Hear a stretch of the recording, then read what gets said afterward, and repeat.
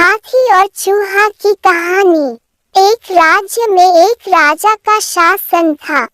हर सप्ताह पूरी शानो शौकत से नगर में उसका जुलूस निकला करता था, जहां प्रजा उसके दर्शन किया करती थी।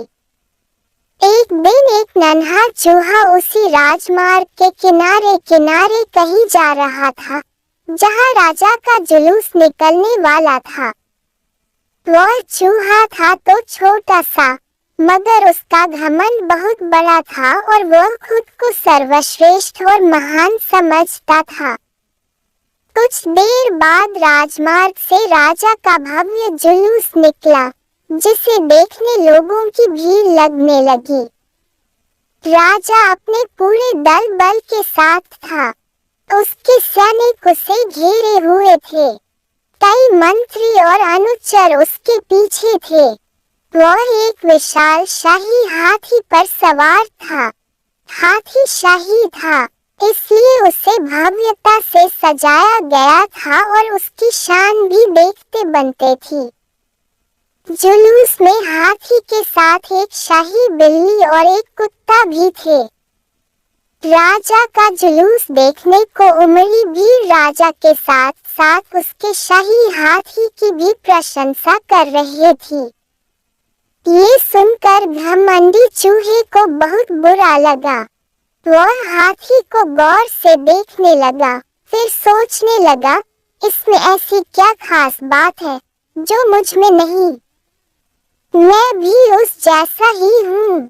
मेरे पास भी 2 आँखें, 2 कान, 1 नाक और 4 पैर हैं।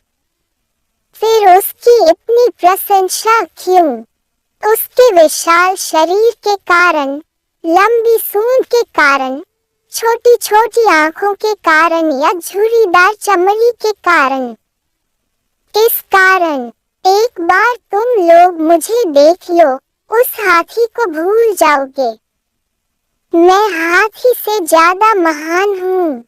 चूहा ये सब सोच ही रहा था कि शाही बिल्ली की नजर उस पर पड़ गई और उसकी लार टपक गई। जुलूस छोड़ वह उसकी ओर लपकी।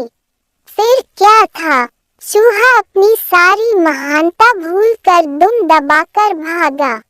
भागते भागते वह हाथी के सामने आ गया।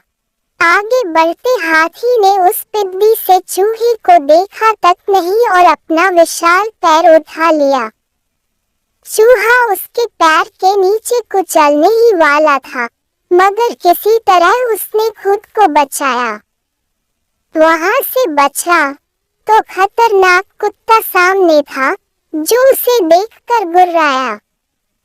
चूहा पूरी जान लगाकर वहां से भागा और राजमार्ग के किनारे स्थित एक छेद में घुस गया। उसका सारा घमंड उतर चुका था।